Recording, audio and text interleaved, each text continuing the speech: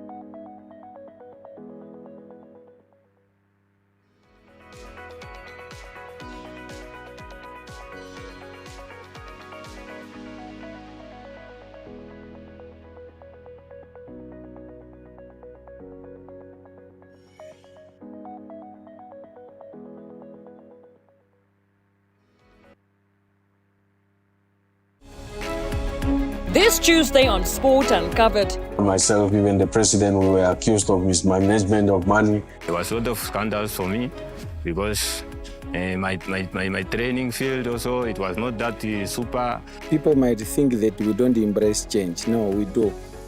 Only that the way changes are being implemented is sometimes questionable. His understanding, maybe shallow understanding, understand it this way, and the other one also misunderstanding this way. Sometimes we cannot. We trace the roots of the leadership turmoil within the Namibia National Paralympic Committee. Join us for part 1 as we unravel a saga that has shaped the course of Paralympic sport in Namibia.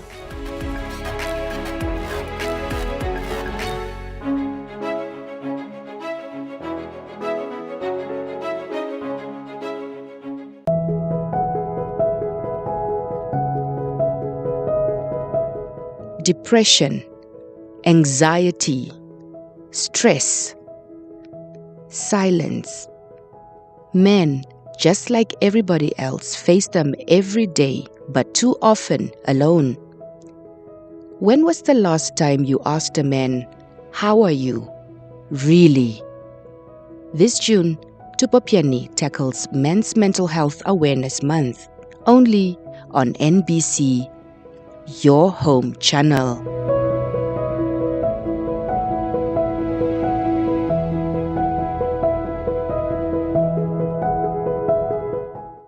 At the edge of the lake, rooted in fire, flavor, and connection. I'm Dusty.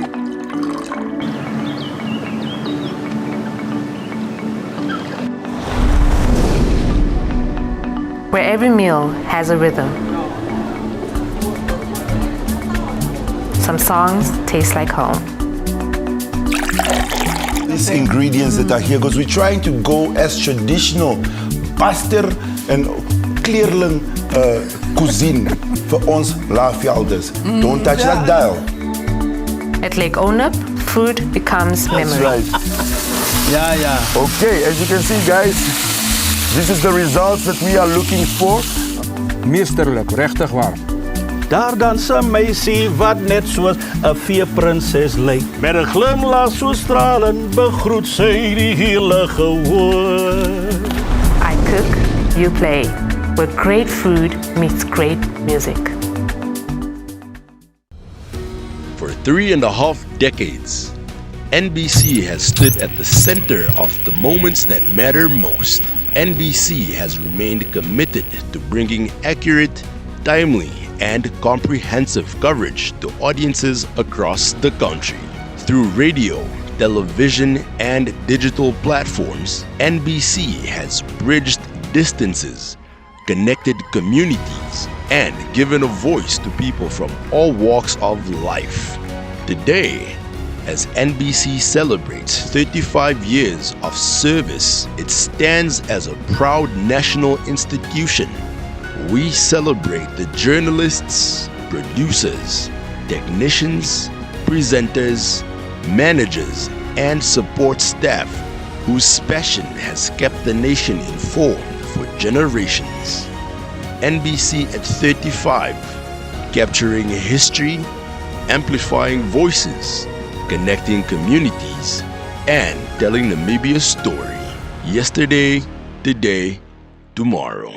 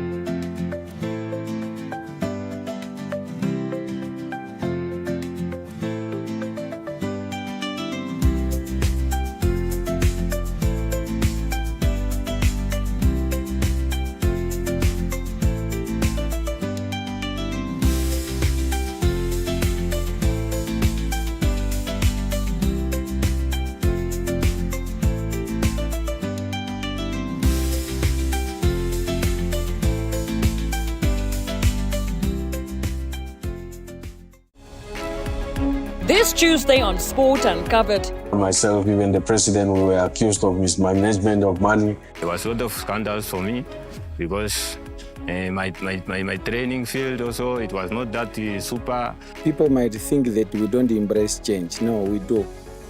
Only that the way changes are being implemented is sometimes questionable.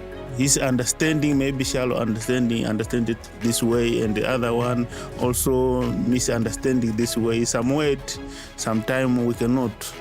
We trace the roots of the leadership turmoil within the Namibia National Paralympic Committee. Join us for part 1 as we unravel a saga that has shaped the course of Paralympic sport in Namibia.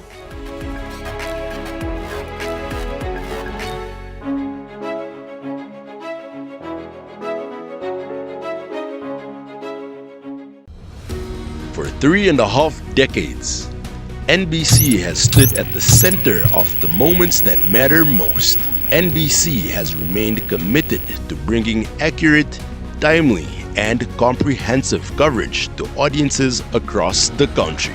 Through radio, television, and digital platforms, NBC has bridged distances, connected communities, and given a voice to people from all walks of life. Today, as NBC celebrates 35 years of service, it stands as a proud national institution. We celebrate the journalists, producers, technicians, presenters, managers, and support staff whose passion has kept the nation informed for generations. NBC at 35, capturing history, amplifying voices, connecting communities, and telling Namibia's story. Yesterday, today, tomorrow.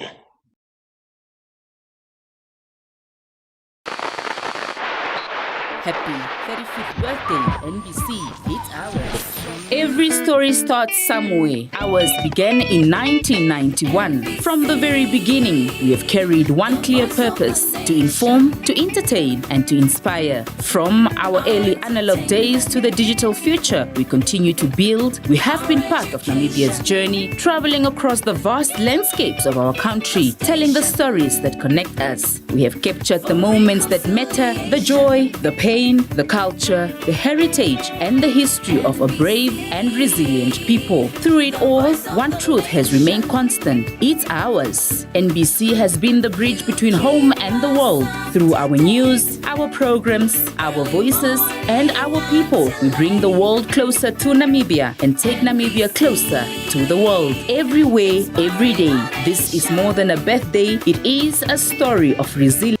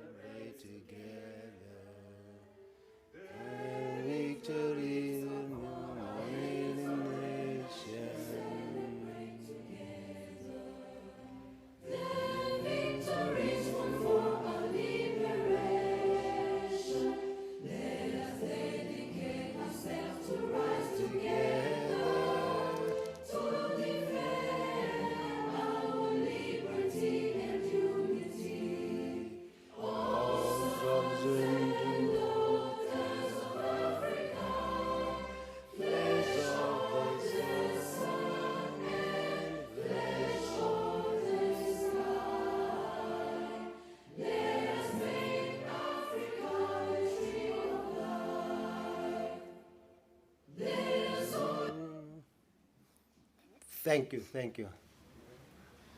That's why we are called the land of the brave. If there's technical issues, we can take over. I am Bart, Deputy Commissioner Bart de Klerk, the head of the Specialized Investigation Division under the Directorate of Criminal Investigation of the Namibian Police Force.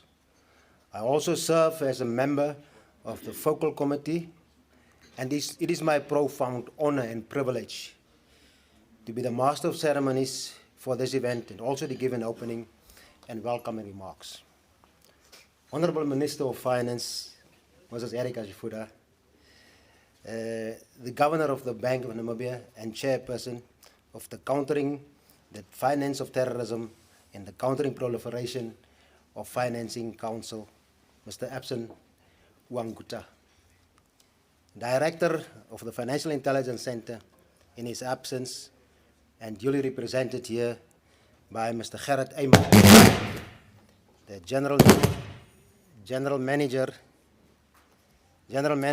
Analysis and Law Enforcement Support in the FIC, Director General of the Anti-Corruption Commission in his absence, Commissioner of the Namibia Revenue Agency, Mr. Sam Shivute, the Prosecutor General of the Republic of Namibia in her absence, and also duly represented here by Advocate Ed Marandodze, Deputy Prosecutor General in the Office of the PG. The Acting Inspector General of the Namibian Police Force in her absence, represented here by myself and also Deputy Commissioner Junior Zamadila, the head of the AML and Counter-Terrorist Financing Division. The Acting Master of the High Court, Mr. Ellis Haradoip, Chief Executive Officer of the Namibia Financial Institutions Supervisory Authority, NAMFISA, in his absence. The Chief Executive Officer of the Business Intellectual Property, BIPA, Mrs. Aina Kaundu. Members of the National Focal Committee and members of the media. Distinguished ladies and gentlemen, good morning and a warm welcome to you all on this cold winter morning. I wish to thank you all for attending this important and historic briefing to the Namibian nation through the various media outlets. Please allow me to once more observe the standard protocol by acknowledging the presence of our keynote leadership cadres in our midst today. Our keynote speaker, the Honorable Minister of Finance, Ms. Erika Shifuda, as well as Mr. Abson Wanguta, the Governor of the Bank of Namibia, and also the Chairperson of the AML's CFT-CPF Council. Ladies and gentlemen, our gathering here today is to share a momentous occasion for the Republic of Namibia, one that symbolizes an important chapter for our country's economy, a regulatory architecture, and our stance in the global financial hierarchy. It is common knowledge that on the 23rd of February 2024, Namibia was grey-listed, which effectively placed us under increased monitoring by the Financial Action Task Force. FATF, who is essentially the global financing crime watchdog, identified 13 strategic deficiencies in our practical enforcement and anti-money laundering and counter-terrorism financing frameworks. However, from the onset, the Namibian government, under the able leadership of the AML CFT CPF Council, expressed political will, not only expressed but showed it, and pledged the necessary operational commitment to address these gaps so identified. It is with pride and a sense of accomplishment that we call this gathering for our keynote speakers to officially inform the Namibian nation of the outcome of the FATF plenary meeting in Paris last week, during which Namibia's status with regard to grey listing were revealed. I will not say what happened. With hard work, late nights, and intense coordinated efforts of our multi-agency National Focal Committee, technical staff,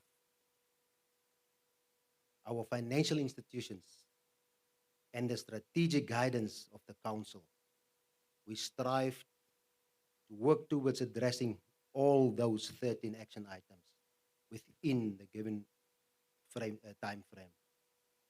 Through those months, with unwavering commitment, a resilient attitude, enhanced risk-based supervision, and strengthening of our institutional capacities, we were able to take a firm stance against money laundering, terrorist financing, and financial proliferation activities.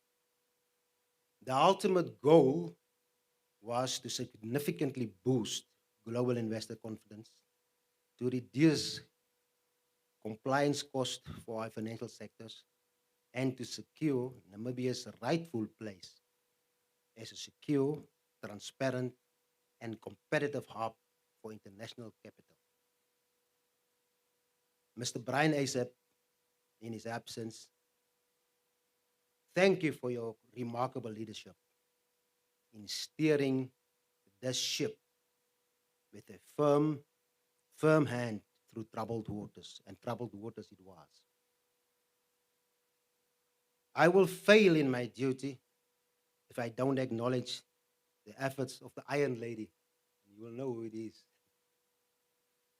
Mrs. Zenobia Barry, who also in her absence, and who like a sergeant major drilled the team up the mountains and down the valleys to compile update reports, balance statistics, and reminded us about policy directives and government as a whole approach. And then she called Muleken.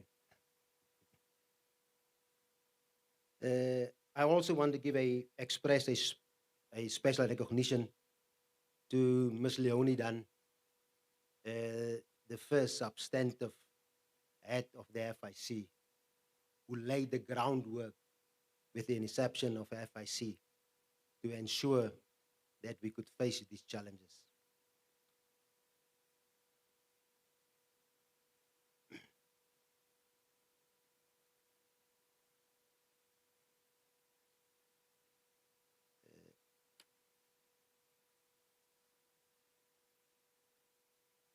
I will now,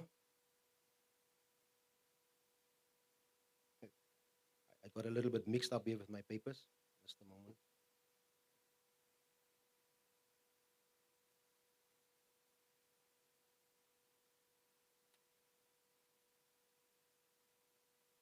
I will now call on the acting director of FIC, Mr. Gerard Eyman, to provide us with a comprehensive breakdown of this journey, the key reforms. Oh, sorry. I would first call upon the chairperson of the AML to give his remarks. Thank you, sir.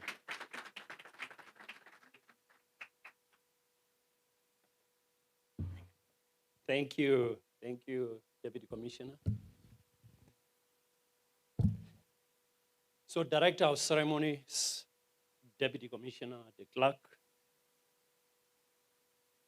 Honorable Erika Shafuta, the Minister of Finance, the Director of Financial Intelligence Center, and also the Chairperson of the National Focal Committee in his absentia, but well represented by Mr. Gerard Eyman. I will also stand by the protocol that have really been already established, because the chair or the director of proceedings said that we need to keep to that protocol, only with an exception that I see the deputy governor of the bank, Mr. Nicholas Mukasa. We want to acknowledge your presence. Members of the media, distinguished invited guests, ladies and gentlemen, a very good morning to all of you. Very good morning. Thank you, thank you.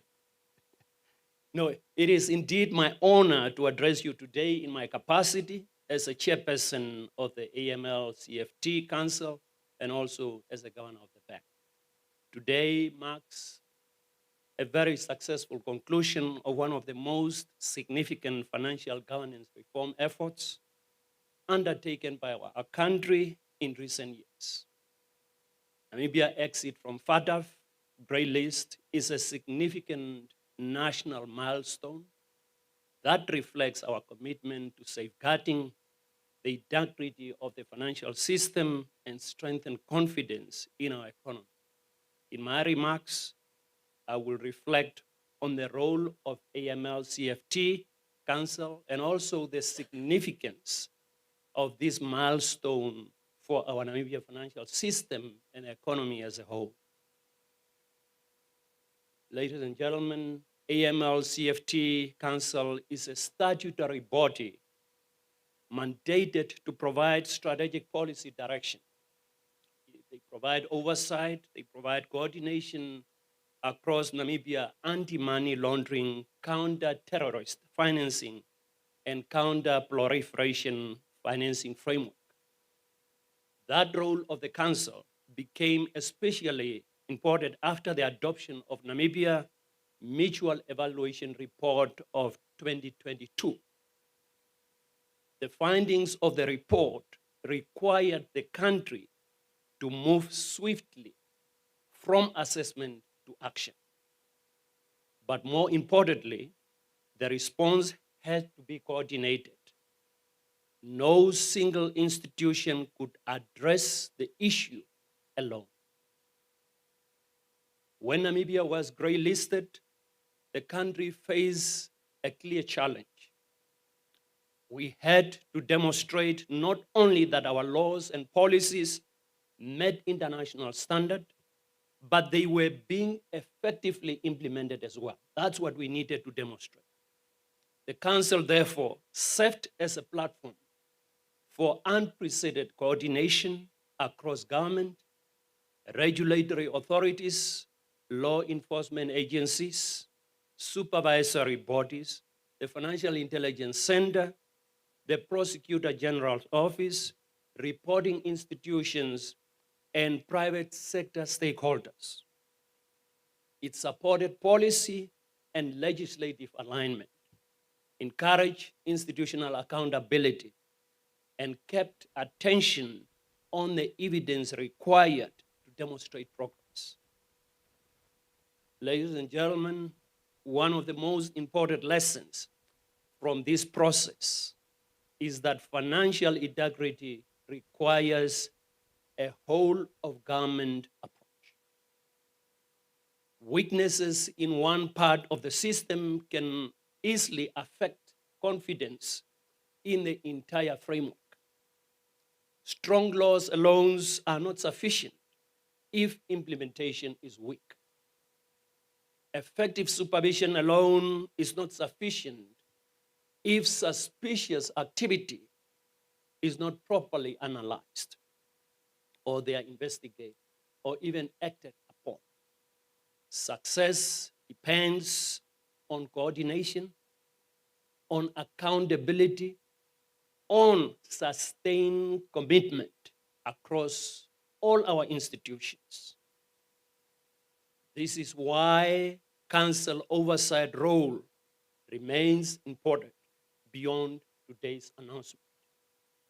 The Council will continue to focus on policy coherence. They will focus on risk-based prioritization. They will focus on institutional coordination, and also finally on accountability.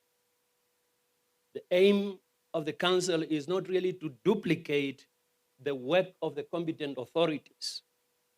The aim is to ensure that Namibia AML, CFT, CPF framework remains coherent, remains responsive, and also remain effective. Ladies and gentlemen, allow me to briefly address the economic significance of this achievement. The FATF grey list is not a sanction list. It does not mean that a country is cut off from the international financial system. However, in practice, grey list can affect how a country is viewed by correspondent banks, how the country is viewed by investors, financial institutions, and also other international partners. For Namibia, the concern was therefore not only technical, but also reputational and economic.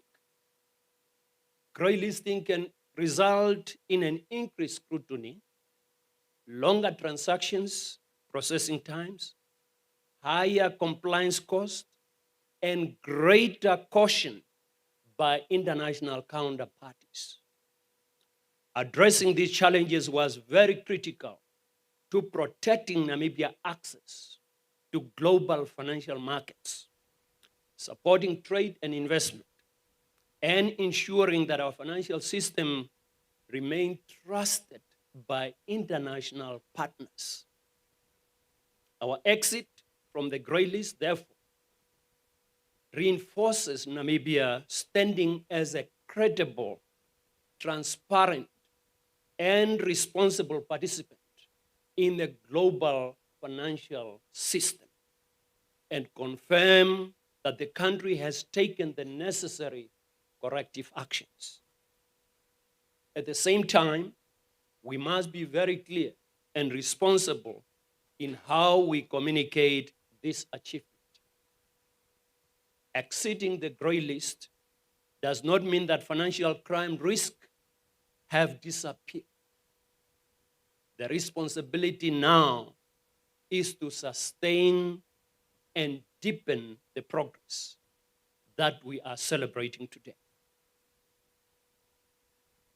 Ladies and gentlemen, I wish to acknowledge the Honorable Minister of Finance for her leadership and the government of the Republic of Namibia for the political support throughout the entire process. I thank the Director of the Financial Intelligence Center,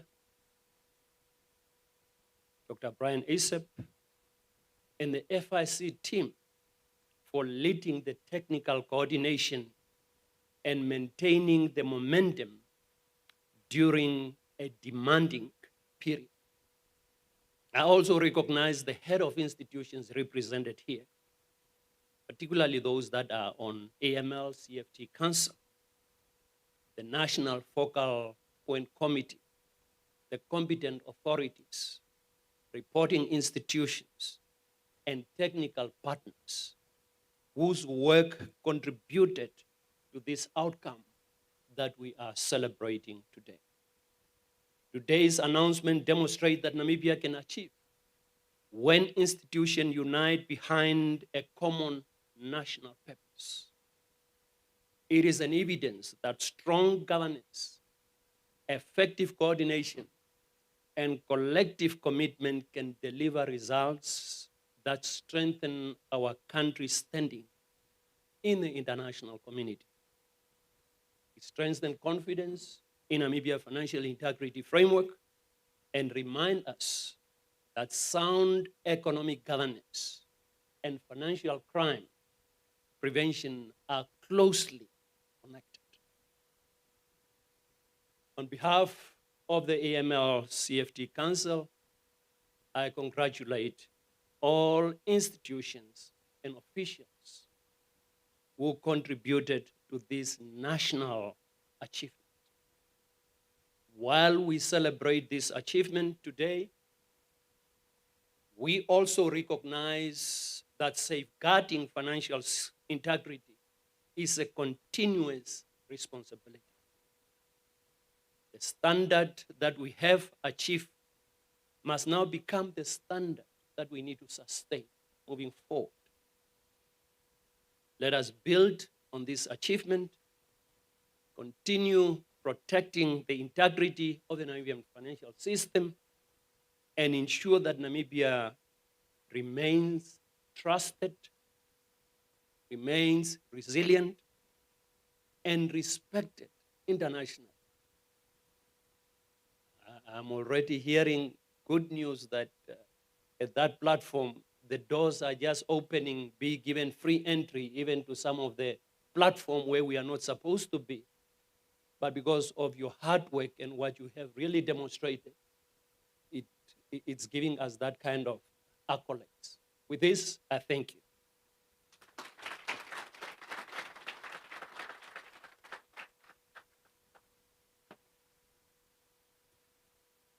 Chairperson rightly said, you've clearly showed us the way. You have acknowledged the commitments. You've also told us about sustainability and increased vigilance, that we should safeguard and keep this close to us to ensure that what we've achieved will be meaningful at the end of the day. Ladies and gentlemen, can we all please rise and join me in welcoming the Minister of Finance, Honorable Erica Shifuda, to deliver her official speech. Honorable Minister, the floor is yours.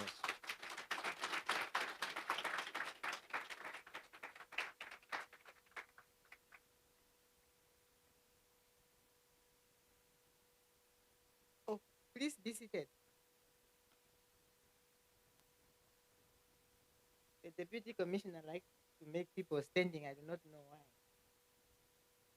No, thank you. Thank you very much, Director of Ceremonies, the Deputy Commissioner, our own Mr. Bart de Klerk. Thank you so much. Governor Epson Wanguta, the Governor of the Central Bank of Namibia, and he is also the chairperson of the Great Committee on anti-money laundering, combating financing of terrorism, and also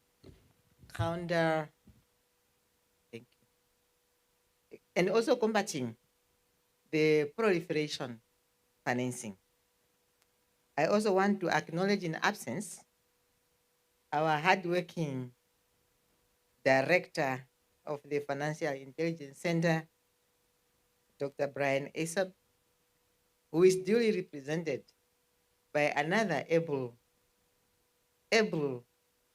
acting director, in this case today, Mr. Harit Ayman. And because I do not want to discriminate anyone, I will then acknowledge the heads of institutions represented in the council, members of the National Focal Committee, representatives of the competent authorities, of course, the great team from the media house, distinguished invited guests, ladies and gentlemen, a very good morning to all of you. I told you I was a teacher. When I say good morning and you do not respond, I will make you stand and say good morning, teacher. Yes, no, thank you very much. In fact, when I heard the news on the 19th of June, 2026, that Namibia has exited the grey listing, or the grey list, I jumped very high and I said to myself, let me call the governor because I want to confirm whether this news is a correct one. As I was about to call, then Dr. Brian Asab text me, Minister, we made it. So please give all of us a round of applause. So indeed, that 19th June 2026 will be penned in the history of Namibia as the day when Namibia exited the Financial Action Task Force list of jurisdictions under enhanced monitoring, commonly known as the FATF grey list. I used to say FATF, FATF. Those were the years of 2021, 2022. And I said, no, I need to now memorize this FATF. What is this FATF story? Then I believe at that time, the DG, now governor, was again part of the council, but I think he was just there as a deputy governor, not the governor, because of course there was the chairperson. And he told me, no, just memorize it. Financial Action Task Force. I said, but what do they do? Yeah, because I needed to learn. What do they do? And of course, Leonie was passionate about it also, to say, no, you see, there's this global body that set up all these standards, and they really want to monitor whether countries comply with some frameworks that talk to how we should counter money laundering and all other these things. I said, okay, now I know it. So I have memorized it. So that is a very powerful task force. And they can really make you sweat. I think Governor here and Ayman, they did not describe it very, very well. Those guys can make you sweat when they tell you they are coming. You should prepare yourself, because really it's a global watchdog. But they do it in a positive manner. So once again, the outcome that we are celebrating today reflects political commitment, national coordination, institutional discipline, and sustained implementation to protect our financial system and align Namibia with national or with international standards. Namibia's commitment in combating money laundering, terrorism financing, and proliferation financing is anchored in both our national interest and our international obligations. As a responsible member of the global community, Namibia participates in regional and international platforms, including, and we like these abbreviations, ESAMLAG, yeah? Eastern and Southern Africa Anti-Money Laundering Group, the Egmont Group of Financial Intelligence Units, and the SADC Anti-Money Laundering. Like it was mentioned, Namibia went into its second mutual evaluation, and that was conducted from the year 2020 until 2022, testing the anti-money laundering and combating the financing of terrorism and proliferation legal framework and effective implementation of these frameworks. The report that was then adopted by ESAMLA Council of Ministers in September 2022, and here is where it started. That report then highlighted strategic deficiencies in our legal frameworks. So that is when we started now asking ourselves, deficiencies, is it 1, 2, 3, 4? There were 13. And we can imagine when there are 13, it means then we really have to work very hard to remedial all of them. The government responded to the deficiencies identified during the mutual evaluation through a national action plan, which was endorsed and was given a priority by government, especially by cabinet, as a matter of national importance. The decision signaled political commitment at the highest level and confirmed that strengthening Namibia's framework was not merely an institutional concern, but like I have said, a national priority. That commitment, which was now translated into action plans, was very critical for all of us. because it then guided us to see and to confirm that we are really in the journey of addressing the 13 strategic deficiencies that were identified. During the 12-month observation period following the adoption of the Namibia Mutual Evaluation Report, Namibia made history by passing 14 laws, a record in time. And that is because we really wanted to address those 13 deficiencies. Through the National Focal Committee that was now led by the which is still led by the Financial Intelligence Center, competent authorities were mobilized, governance structures were put in place, and we really had to work together and demonstrate that we are on a journey to address those strategic 13 deficiencies. The objective was not only to address the FATF action items and exit the gray list. It was meant to build a financial system, like the governor has indicated. A system or financial system that is stable, that is resilient, and trusted for purposes of national security, economic stability, investor confidence, and the sovereignty of our republic. Namibia's development ambitions require a financial system that is safe, that is inclusive, that is transparent, and responsive to emerging risks. Illicit financial flows deprive countries of resources that could otherwise be supportive of development, public services, funding infrastructure, create jobs, and contribute to economic transformation. For this reason, government has aligned the fight against illicit financial flows with broader national development priorities as outlined in the National Development Plan number 6. We have put a target in NDP 6 that we would want to aspire to reduce illicit financial flows from 9% of GDP in 2024 to 5% by 2030. Exiting FATF grey list, like we have said, is not the end of the journey, but rather a major milestone in Namibia's journey to sustain a stable, resilient, and trusted financial system.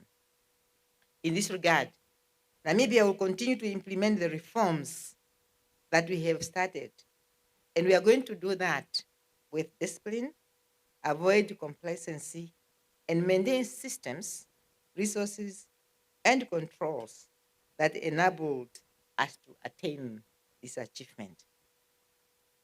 This achievement would not have been possible had it not been for the absolute political and institutional commitment, as well as oversight and monitoring by the FIC board. Are they here? Do we even have one here? Please pass our regards. The council, the cabinet, the parliament, all regulators, supervisory bodies, the private sector, all of us, including the media. I therefore wish to extend my sincere congratulations and appreciations to Cabinet, Parliament, the National Focal Committee, the Council, like I have said, the regulatory, the law enforcement, and all of us who have really contributed to Namibia to be exiting this grey list. I also would like to thank our regional and international partners. Please, when you see them, pass my regards to them. This is, for example, the SMLAG, the FATF Secretariat, the technical assistance provided by the EU Embassy in Namibia, the EU, the regional or the global facility, the UN ODC, the World Bank, the SEC in Africa, and Open Ownership, who supported Namibia's journey to reform. To our media, your role remains important. The financial integrity is a matter of national security and public interest. And I encourage accurate, balanced, and responsible reporting on this great milestone that we have achieved. Before I come to my last paragraph of my long speech, I also want to say, as Namibians, we should really reflect and be happy for our country. You know, apart from all other things that you read in the media, at least you should now memorize like 4 things. Okay? We paid off the Eurobond. Uh-huh. Then we paid off the debt of the IMF. We are coming. And Namibia occupied the 3rd position in what? Commissioner?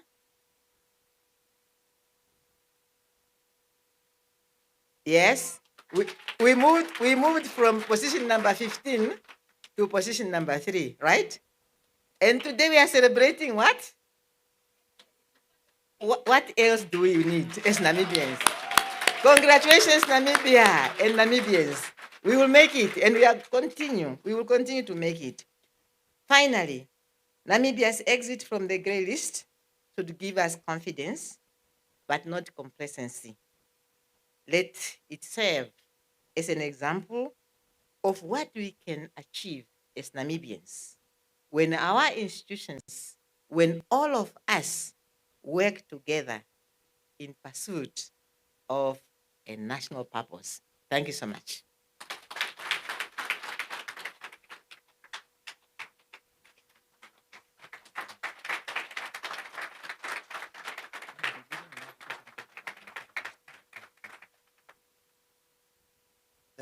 Thank you, Honorable Minister.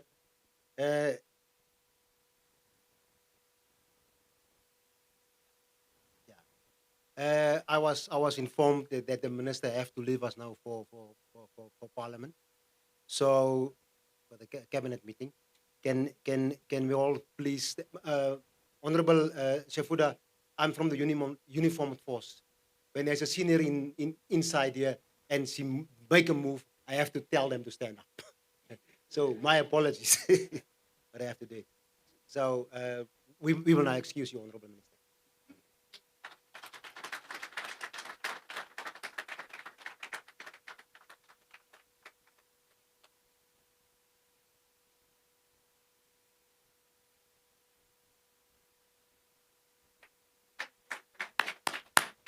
Omake!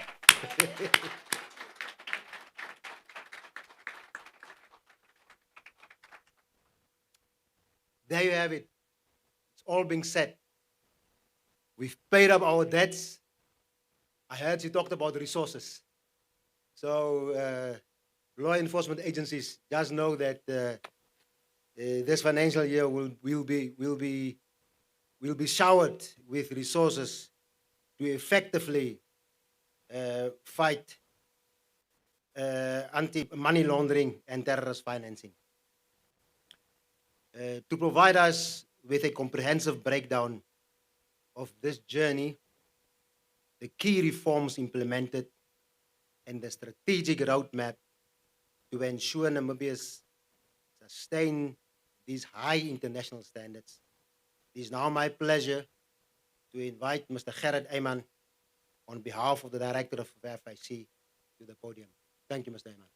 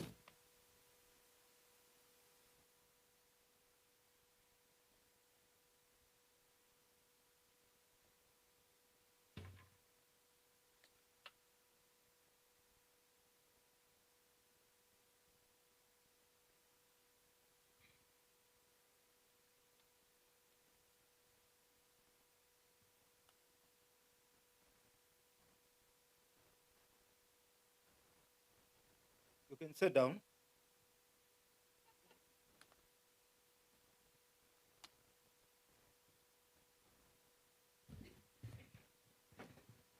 Good morning, everyone. I will stand by the protocol that has been observed. So I will start with us giving ourselves salutations. A big round of applause. The technical committee,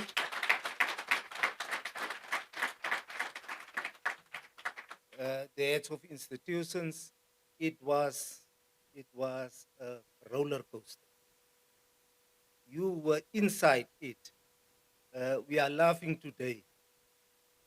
Sometimes people will walk from each other in different directions. So it was really difficult, but we have learned from this. And we have done it for our country. And this is our country, the only one we have. So this is very important. A special thank you to our director, Dr. Brian Isep, and our national coordinator, Zenobia Berry, whose flights were delayed after they have attended the FATF meeting, who made this decision to remove us from the grey list. So let us give them a round of applause.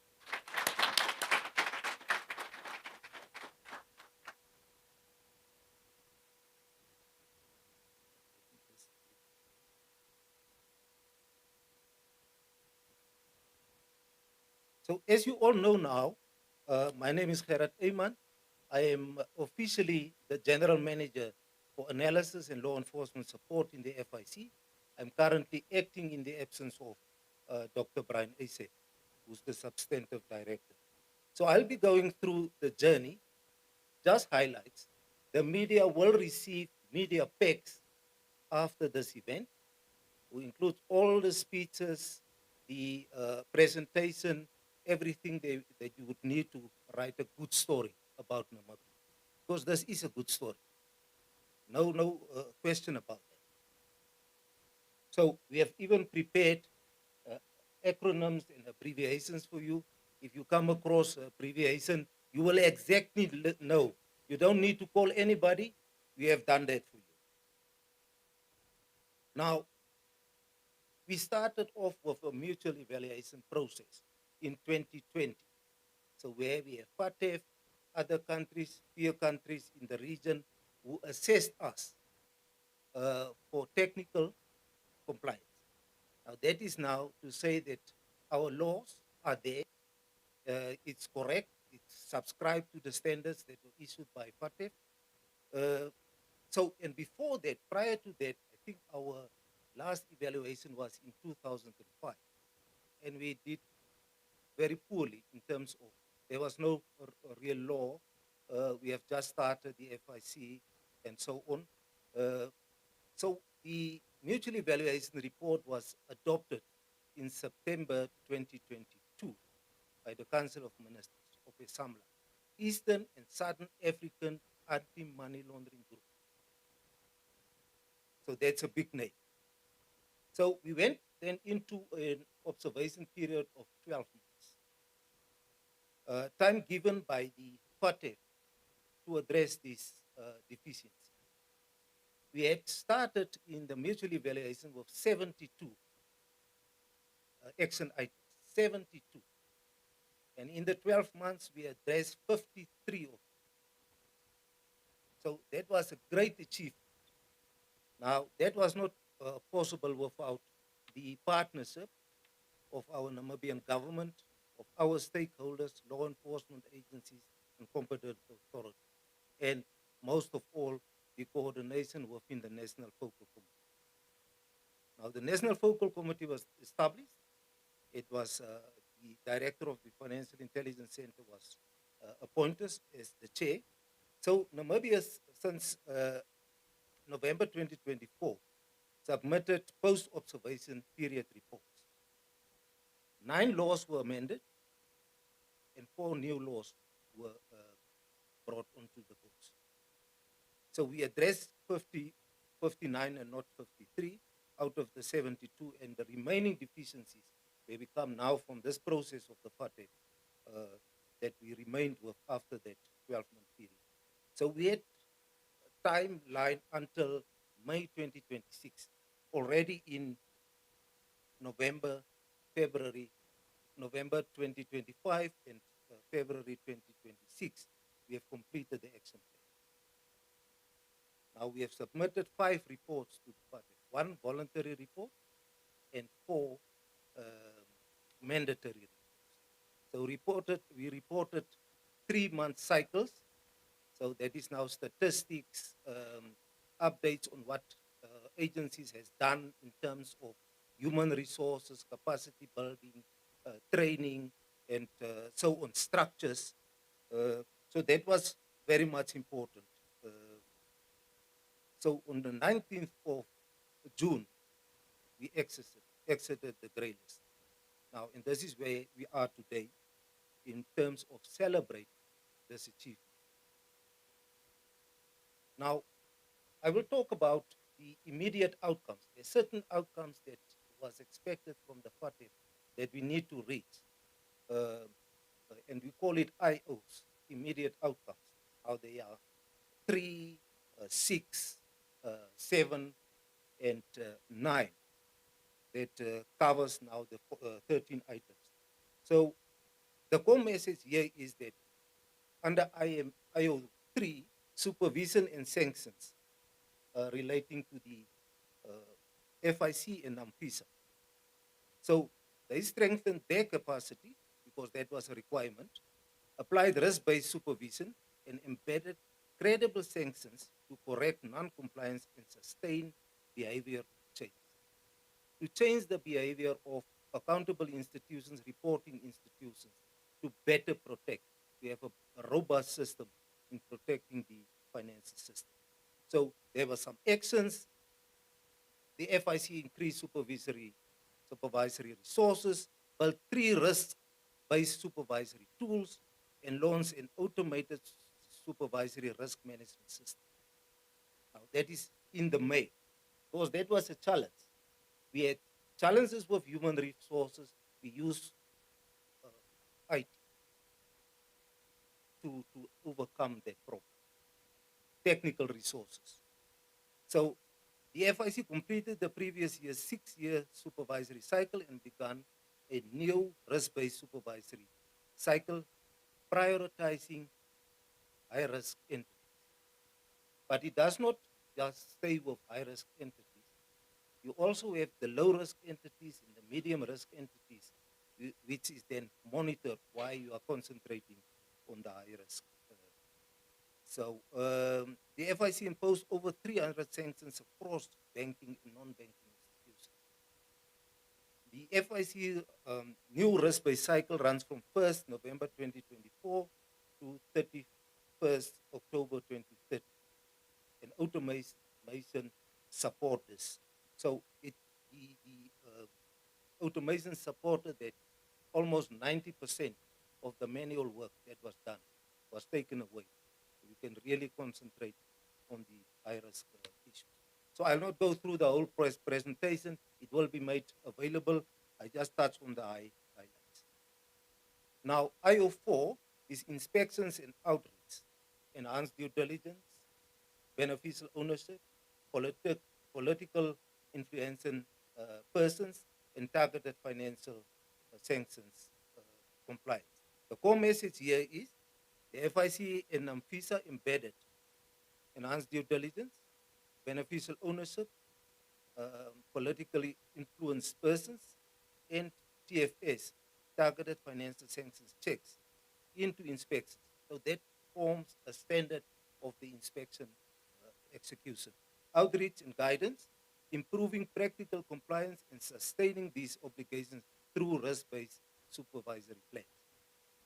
This is what the FIC and the NAMIBIA, who's the regulators, FIC, banks, and NAMIBIA non-financial institutions. Now, in terms of sustainability, we have plans according to which we are working. We have strategies, we have a risk-based supervisory plan. We'll continue to basically go according to those plans.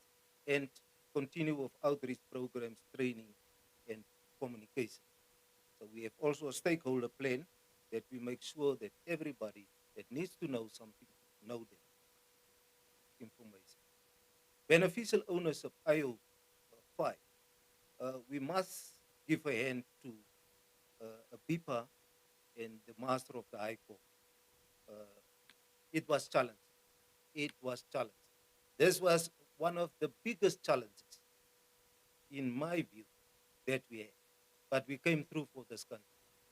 We must stay on this path, and it was really something. And I think it's mostly to do with outreach, communication,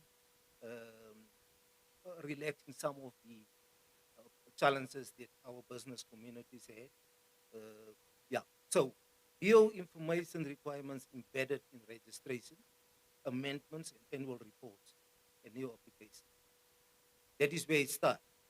Take on a new client, take on a new person, you need to have all this information collected, and while you are updating those that are already historical in the system. So automated reminders, you will find you receive reminders from BIPA. That was not the case in the past. This is something, this is developed. This is looking forward. Legacy, trust, migration, stakeholder engagement, dedicated enforcement capacity, keep information current and credible. So law enforcement do need this information, and for intelligence purposes as well as for evidentiary purposes. So BIPA and Master of the High Court, all of us can give you a hand.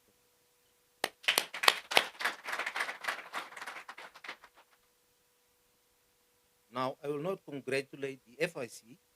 We are on IO6. Now is the use of financial intelligence, the integration of this financial intelligence into investigations, the improvement of operational analysis and cooperation between law enforcement and competent authorities and the FIC. So we were very lucky with the political commitment and the national importance that was attached to this. Now, it goes for all institutions, not only the FIC. In particular, the FATF, the requirement is that there's a FIC established in the country as the national center to receive, to evaluate, and disseminate intelligence to law enforcement agencies. The FIC was established. The FIC goes through the process. We have provided the information how we have developed over time. So our budget increased from 814,000 to 2.3 million. So that's a huge increase from the start of the process until now. So training expanded significantly. Training that we have received as the FIC, that we have provided to law enforcement agencies, and also technical assistance from international partners. So the FIC has also reviewed 11 MOUs and held 15 formal bilateral engagement and maintain proactive and reactive intelligence sharing. Case coordination, joint task teams. You will see that a lot has happened during this period. Quite big cases that have seen the light. The FIC, you will not find us in the newspapers, but yeah. So it's our law enforcement that are at the forefront, and we want them to be there. Because if they look good, it's good for the country. It's good for the FIC.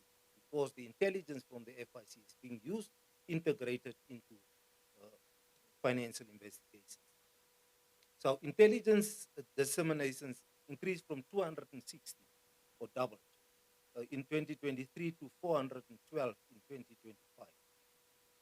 We have also implemented the risk-based prioritization model that automatically prioritizes the incoming reports. We have strategic analysis sections set up in the FIC which was not previously the case, that was required by the action items. We have developed 32 case studies with joint work with law enforcement and competent authorities. We've issued 62 intervention orders.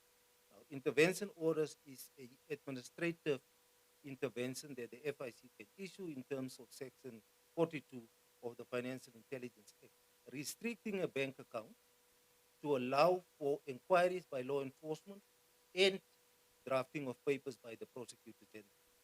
Now, after the intervention, the prosecutor general then takes this matter to court to apply for a preservation order. So in the interim between intervention and application to the court, law enforcement is investigating actively this information that we have provided, and they make an assessment whether there's sufficient indicators and evidence that unlawful activities has taken place and that the money is proceeds of crime.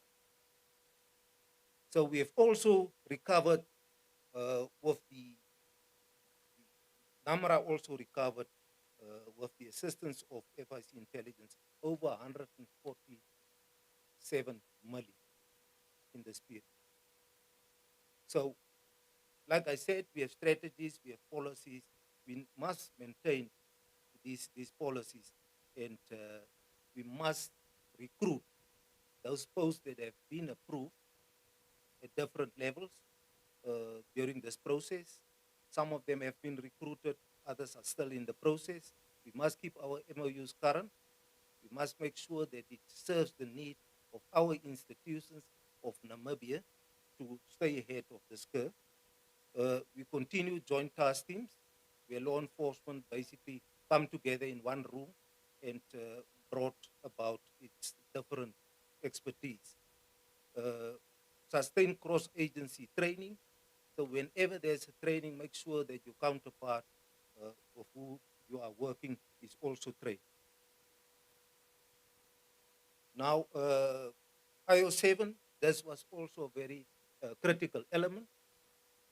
Investigations both by NAMPOL, Anti-Corruption Commission, and then the prosecution for the prosecution of money laundering offenses. So the capacity of NAMPOL was expanded by 47 officers. It was provided a budget of 1.4. Now, at the time, that was intervention. So going forward, budgetary provisions will be made to sustain this. So we have it at the highest level, and our government is aware that we are in need of this money to properly execute our duties. Now, they've trained 899 staff. That is now in financial investigation, predicate offense, fraud, theft, which is now preceding offense for money laundering. So in the past, we concentrated on predicate offense. Find the person for fraud, it doesn't matter where that money went, we are just charging them for fraud. This has completely changed. You will see multiple fraud charges that are brought about or preferred against accused person on top of the predicate offense. Parallel investigations, that is what we are talking about. Case identification, proceeds of instrumentalities increased from 33 to 43. The ACC approved 8 positions, established a dedicated money laundering unit, which was not the case. They were under stress to really look at the intelligence that the FIC provided, but we have many successes, both with the Namibian police and the ACC. And those are the cases, the complex cases that we have demonstrated that we can identify, that we can investigate, and that we can prosecute in Namibia. Improve identification of money laundering in corruption matters and ML link. Corruption cases increased from 4 to 22. Now, this is not the total corruption cases investigated by the ACC. This is just what relates to money laundering. And that was during the period of our report. There's many more other cases that came prior to this that we have not taken into account. The Office of the Prosecutor General added a 5.2 million budget for 12 AML and asset recovery focused positions and expanded prosecutorial capacity. Trained 260 prosecutors and built an in-house trainer pool to support complex financing for money laundering prosecutions. So now Namibia is not just waiting for somebody else to come and train us. We are also developing in-house experts. ML prosecutions increased from 261 to 286. Confiscations rose from 1 to 16, with stronger civil forfeiture and unexplained wealth orders. Now, unexplained wealth orders is also a result of this process to have a better tool, investigative tool within the toolbox of law enforcement. For if there's unexplained wealth order, you must similarly prove through intelligence that this is unexplained wealth, and then the counterparty or respondent must then come and say that this is legitimate proceeds. Now, it's very difficult. You will find that many of them are not coming to court, unable to explain. So you will find these cases that they just disappear, and then the state then forfeit the money. Now, a particular consequence was also on IO9, terrorist financing, the ability of law enforcement, the FIC, to identify, investigate, and prosecute terrorist financing. We had in our law books policies, we had terrorism activity, but the gap was that there was no financing of terrorism that was made provision for in the strategy as well as the legislative instrument. So the National Counterterrorism Strategy was amended to include combating financing of terrorism, and the National Counterterrorism Center was operationalized. Different agencies around the table doing this particular work in terms of counter-terrorism. Investigators and prosecutions capacitated to identify and investigate as well as prosecution.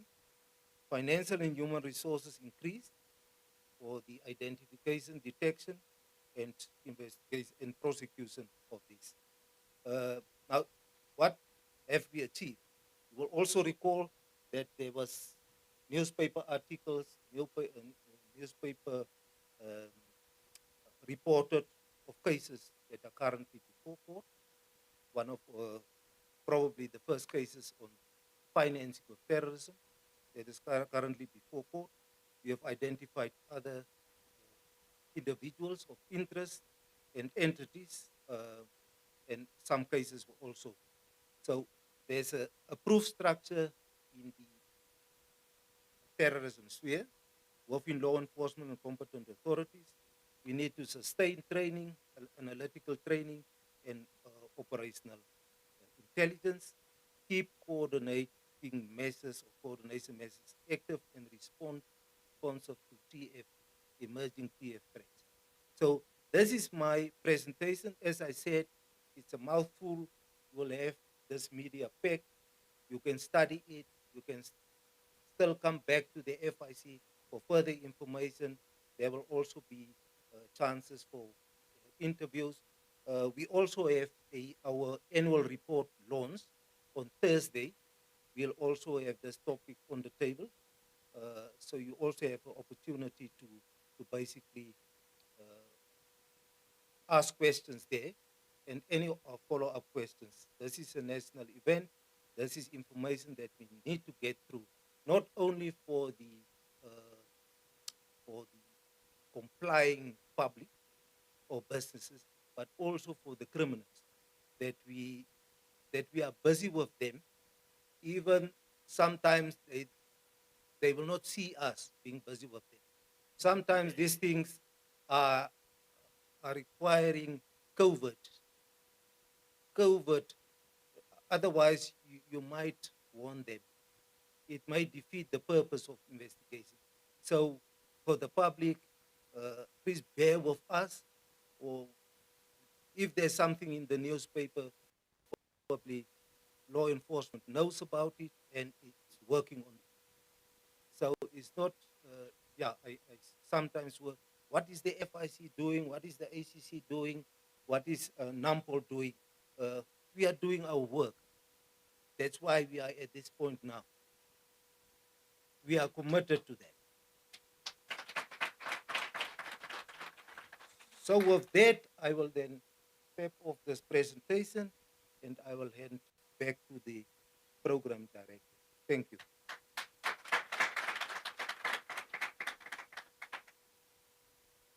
Thank you, Mr. Ayman. FIC in many occasions try to sell themselves short, but in actual fact, when we go out there and we do our thing, we do it collectively as a team. The intelligence that law enforcement counts on and received from the institution like the FIC is much valuable. And yes, Mr. Ayman touched on certain issues of parallel financial investigations and covert ops.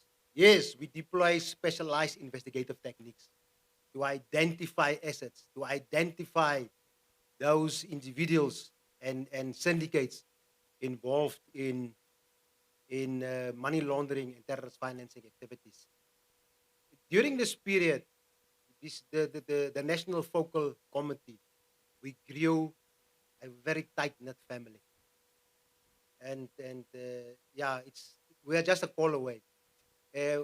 When you visit countries like South Africa or other African countries, you will ask another one, do you know a certain officer that I was on training with in a certain given period? They would say, do you know how many we are here? I don't know, but in Namibia, with our small population and even a smaller government structure, everybody knows each other. Everybody is just a call away, and that makes it so easy for us to make things work. On our program, we will now grant an opportunity to the media to pose a few questions that should be directed to the acting director of FIC and Mr. Christian Amudenya, also from the FIC, as well as the chair of the council. So let us keep our questions structured, direct, and in line with what have been discussed here. If there's any questions, media.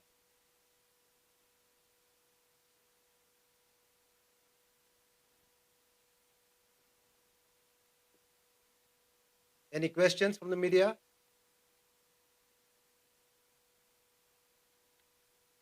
Yeah. No, I think it was well presented, and I believe they're also happy for where we stand now. While we have a little bit of time, I just want to give a very small story about our readiness as Namibians. NAMPOL, we've been ready a long time ago. In the mid-90s, I traveled with the then Commissioner of CID, the late Commissioner Ngabisep, to attend a Commission of Narcotic Drug meeting in Vienna. And we also had to give a presentation there. So for us, it was a big thing. We went through that presentation for about a month before. And we went through it over and over again. But then we got two very special tools that we had to go with to Vienna. And he told me, keep the secret. He made me to sign it out. So we traveled from here, we still had a direct flight from Windhoek to Frankfurt and then to Vienna. And I was carrying those two items. And even at the security checks, they would ask, why are you bringing these things with? One specific thing that I brought with. The other one was maybe fine.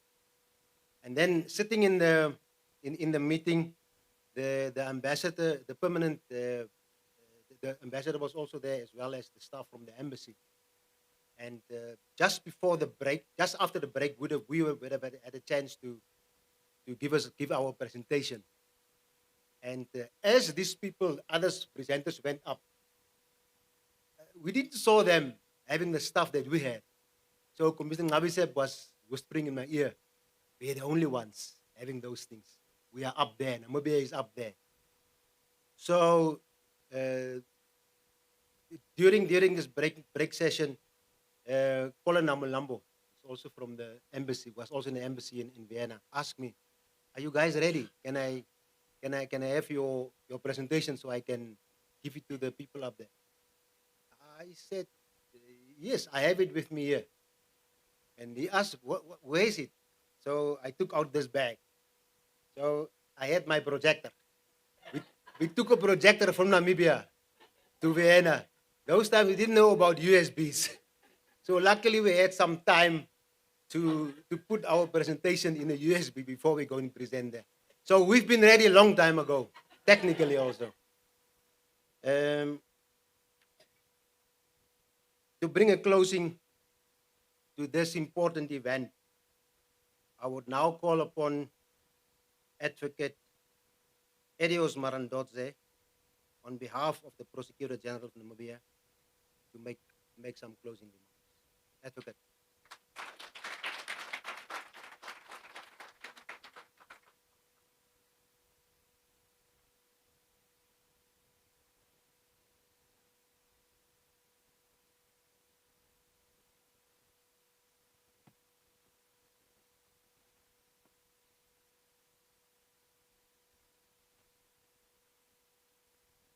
Director of Ceremonies, the government of the Deng of Namibia, Epson Ongata, allow me to stand by the protocol already established by the Director of Ceremonies. As we bring this media briefing to a close, we do so at the juncture of profound national significance. Namibia's removal from the Action Task Force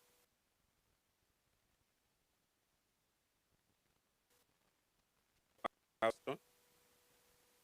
It is a powerful affirmation of our national character, showcasing how we operate under pressure and demonstrating the boundless potential unlocked when our institutions rise above individual mandates to act in the collective interest of the country.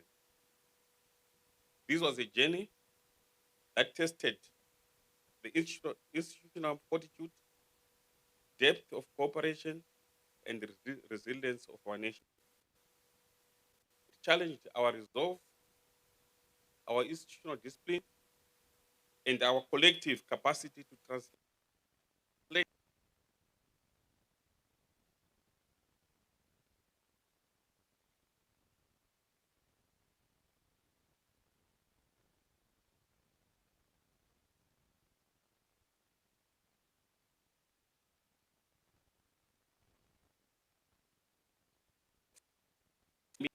financial system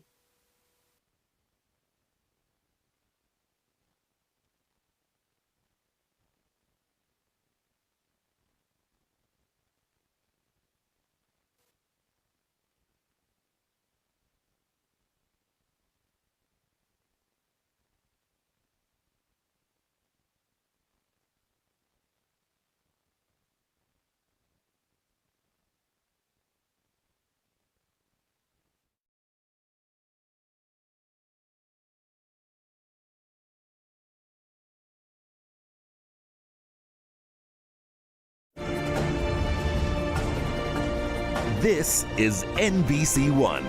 It's ours.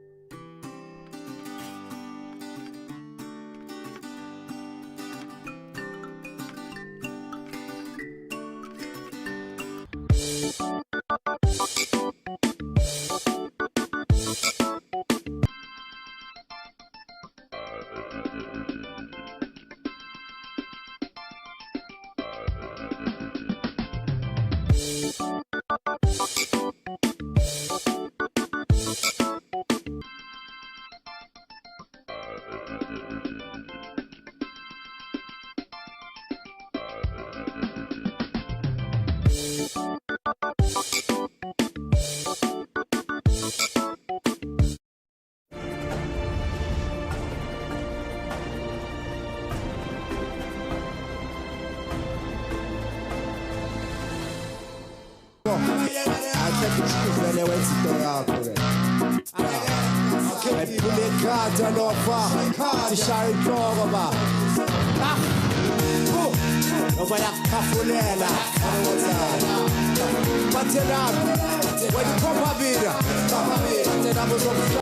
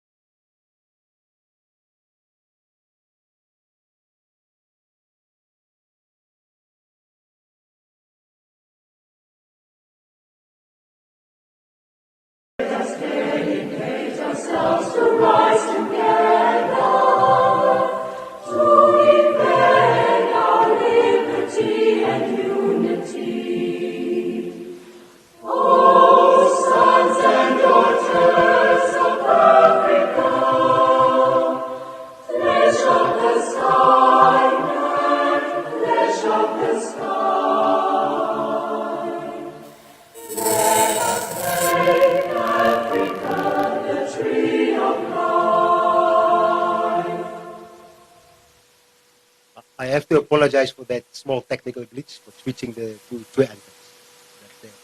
Thank you so much. I believe it's so much fitting what happened here. Our mutual evaluation in 2021, 2022 happened here, where this deficiency was identified, and it also ended here at Hilton Hotel. And also fitting to FIC, we always ask where are we going to have our next meeting or the last meeting. It's always at FIC because there's always refreshments. So FIC do have some refreshments there for all of us, Bank of Namibia, so that we can indulge ourselves. Thank you so much. Have a great one.